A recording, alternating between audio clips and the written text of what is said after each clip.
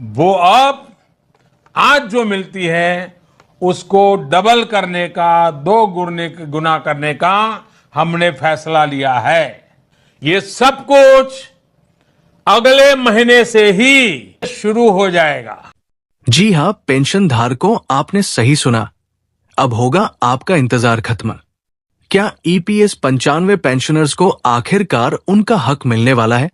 क्या वो दिन दूर नहीं जब हर बुजुर्ग पेंशनर को 9,000 पेंशन, महंगाई भत्ता और मुफ्त मेडिकल सुविधा मिलेगी? आज की ये रिपोर्ट सिर्फ एक वीडियो नहीं है, बल्कि उन करोड़ों बुजुर्गों की आवाज है जो हर महीने 1,000 की पेंशन में जिंदगी काटने को मजबूर है। तो आइए इस पूरे मुद्दे को गहराई से समझते हैं। ईपीएस 95 पेंशन में बढ़ोतरी की जरूरत क्यों? ईपीएस 95 स्कीम के तहत दी जाने वाली न्यूनतम पेंशन सिर्फ 1,000 प्रति माह है। ये राशि 2014 में तय की गई थी और तब से अब तक उसमें कोई इजाफा नहीं हुआ। इस राशि में न तो महंगाई भत्ता शामिल है और न ही कोई मेडिकल सुविधा। बढ़ती महंगाई और पेंशनर्स की समस्याएं। गैस सिलेंडर 1,100 से ऊपर, दूध 60 लीटर, दवाइयों के रेट आसमान छू रहे हैं। ऐसे में 1,000 पेंशन एक मजाक बनकर रह गई है। कई पेंशनर्स अपनी दवा तक नहीं खरीद पा रहे हैं। इलाज तो दूर की बात है। एनएसी, राष्ट्रीय संघर्ष समिति, वर्षों से संघर्ष कर रही है कि ईपीएस पेंशनर्स को न्यूनतम 9,000 रुपए प्लस डीए मिले। एनएसी के अध्यक्ष कमांडर अशोक राउत इस मुद्दे को संसद, सुप्रीम कोर्ट, श्रम मंत्री, वित्त मंत्रालय हर जगह उठा चुके हैं। क्या सरकार 9,000 पेंशन दे सकती है? संसदीय समिति की सिफारिशें क्या है? संसद की स्टैंडिंग कमेटी ने सुझाव दिया था कि ईपीएस पेंशनर्स को 7,500 प्लस डीए मिलना चाहिए। समिति ने कहा कि बुजुर्ग पेंशनर्स को सम्मानजनक जीवन जीने के लिए ये जरूरी है।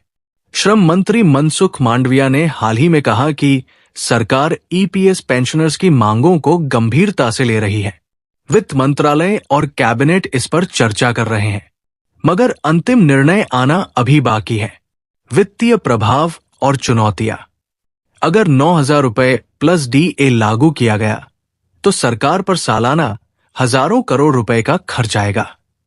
लेकिन ये खर्च देश के बुजुर्गों की इज्जत और जीवन रक्षा पर होगा, जो एक लोकतंत्र में जरूरी है। महंगाई भत्ता ईपीएस पेंशन में क्यों जरूरी है? सरकारी पेंशनर्स को डीए मिलता है, ईपीएस पेंशनर्स को क्यों नहीं? केंद्र और राज्य सरकारों के पेंशनर्स को हर 6 महीने में डीए बढ़ोतरी मिलती है, लेकिन ईपीएस 95 पेंशनर्स को कोई डीए नहीं दिया जाता। ये अन्याय है। डीए जोड़ने से क्या फायदा होगा? यदि 9,000 पेंशन पर 40% डीए लागू हो तो कुल पेंशन 12,600 तक पहुंच सकती है। इससे पेंशनर्स को हर महीने हजारों रुपए की राहत मिलेगी। क्या सरकार डीए जोड़ने को तैयार है? श्रम मंत्रालय इस पर विचार कर रहा है, पर कोई आधिकारिक घोषणा अभी नहीं हुई है। एनएसी और पेंशनर्स का दबाव लगातार बढ़ रहा है।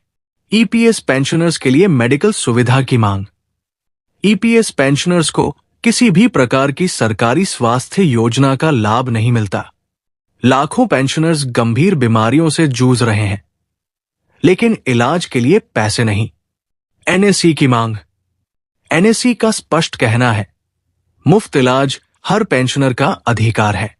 कमांडर अशोक राउत ने श्रम मंत्री से मांग की है कि ईपीएस पेंशनर्स को सीजीएचएस या ईएसआईसी में शामिल किया जाए। सीजीएचएस में ईपीएस पेंशनर्स को जोड़ा जा सकता है, जिससे उन्हें सरकारी अस्पतालों में मुफ्त इलाज मिले। ईपीएस हेल्थ कार्ड योजना प्रस्तावित है, जिससे हर पेंशनर को चिकित्सा सुविधा मिल सके। ईपीएस पेंशन बढ़ाने में क्या अड़चने हैं? 9,000 रुपए प्लस डीए लागू करने से केंद्र सरकार पर 1 लाख करोड़ रुपए तक का सालाना बोझ आ सकता है, लेकिन सामाजिक सुरक्षा को प्राथमिकता देनी होगी। सुप्रीम कोर्ट के केस। ईपीएस हायर पेंशन से जुड़े मामले सुप्रीम कोर्ट में लंबित है। हालांकि कोर्ट ने कई बार कहा है कि ईपीएस पेंशनर्स के साथ न्याय होना चाहिए। केंद्र और राज्य सरकारों में तालमेल की कमी। ईपीएस पेंशन स्कीम में केंद्र और राज्य दोनों की भूमिका है, लेकिन अक्सर एक दूसरे पर जिम्मेदारी टाली जाती है। सरकार का अगला कदम क्या हो सकता है? सरकार ईपीएस पेंशनर्स को राहत देने के कदम उठा सकती है। अगली कैबिनेट बैठक में इस पर बड़ा फैसला संभव है। राहत पैकेज की संभावना। ईपीएस पेंशनर्स के लिए 9,000 रुपए पेंशन, डीए और हेल्थ कार्ड योजना एक साथ लागू की जा सकती है। डिजिटल सिस्टम सीपीपीएस का रोल।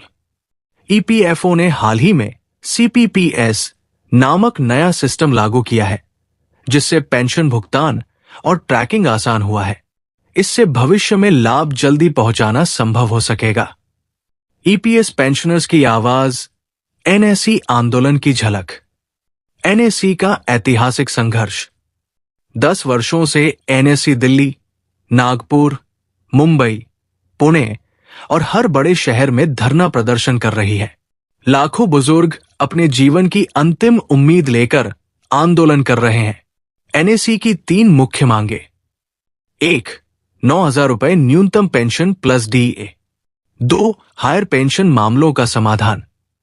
3. फ्री मेडिकल सुविधा बटा हेल्थ कार्ड योजना। श्रम मंत्री के साथ हुई बैठकें।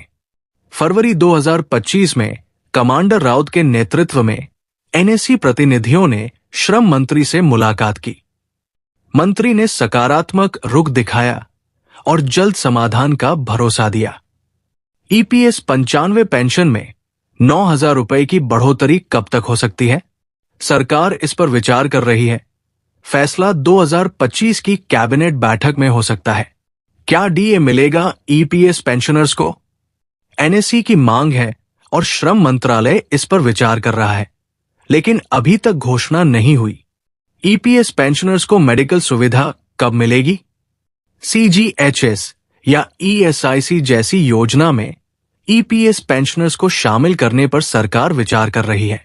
ईपीएस पेंशन बढ़ाने में क्या अड़चनें हैं? वित्तीय बोझ, सुप्रीम कोर्ट केस और केंद्र राज्य समन्वय की कमी। क्या एनएसई की मांग जायज है? बिल्कुल। ये सिर्फ मांग नहीं, ये करोड़ों बुजुर्गों की जरूरत है।